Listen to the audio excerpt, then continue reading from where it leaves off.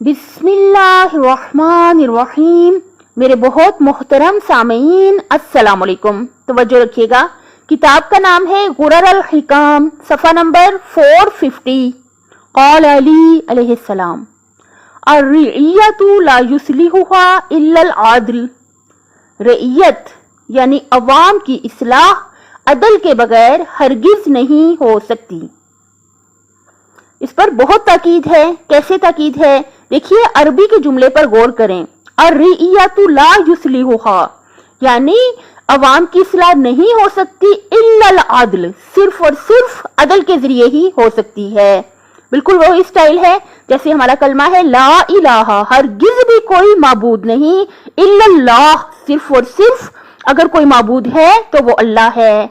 اس کا بھی بالکل وہی سٹائل ہے کہ ہرگز بھی عوام کی اصلاح نہیں ہو سکتی، اگر ہو سکتی ہے تو صرف ایک ہی طریقہ ہے اور وہ عدالت کا ہے، عدالت کے ذریعے. عدل کیا ہوتا ہے کہ جس سے پہلے اس کو سمجھیے کہ رعایا یعنی کیا، عوام یعنی کیا، یعنی جس پر کوئی حکمران ہوتا ہے اس کی رعایا ہوتی ہے. ایک ملک کا ایک حکمران ہو سکتا ہے، ایک اسکول کا ہیڈ ماسٹر ہو سکتا ہے یا پرنسپل ہو سکتا ہے، ایک گھر کا سربراہ ہو سکتا ہے. اگر وہ چاہتا ہے کہ جو اس کے ماتحت لوگ کام کرتے ہیں ان کی اصلاح ہو جائے، یعنی وہ بہت بہترین طریقے سے، بہت خوبصورت طریقے سے کام کریں، تو اس کا ایک ہی طریقہ ہے کہ ان میں عدالت کا رویہ، عدل کا رویہ رکھا جائے. عدالت کیا ہوتی ہے؟ یعنی ظلم نہ ہو، کسی بھی فرد پر کوئی ظلم نہ کیا جائے. ظلم ہوتا کیا ہے کہ ہر وہ رویہ، ہر وہ سلوک جو ہم اپنے لیے پسند نہیں کرتے، اگر وہ رویہ اور سلوک ہم دوسروں کے ساتھ رکھیں تو اسے ظلم کہتے ہیں. مثال کے طور پہ اگر ہمیں گھر کی حکمرانی ملی ہے تو یہ اللہ کی امانت ہے.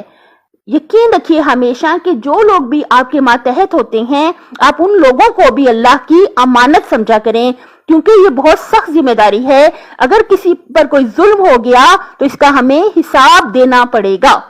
تو اگر یہ ذمہ داری دے دی گئی ہے، آپ ایک گھر کے سربراہ ہیں یا آپ ایک اسکول کے سربراہ ہیں، آپ کسی بھی ایک جو ہے مکمل نظام ہے جس کے سربراہ ہیں، تو آپ کو عدالت تو رکھنی ہی پڑے گی. ایک ہی طریقہ ہے کہ وہاں پہ سب لوگ جو آپ کے ماتحت ہیں بہت اچھے طریقے سے اپنا کام کریں. تو اس کا ایک ہی طریقہ ہے کہ ہم ان کے ساتھ عدل کا رویہ رکھیں، یعنی ظلم ہرگز بھی نہیں ہونا چاہیے. ہمیں کیسے پتہ چلے؟ آپ یہ سوچیں کہ فرض کریں کہ ایک گھر کا سربراہ ہے اور میں اس کے ماتحت ہوں. جیسے ایک باپ گھر کا سربراہ ہے اور میں اگر اس کا بیٹا ہوں تو مجھے کیسا سلوک چاہیے؟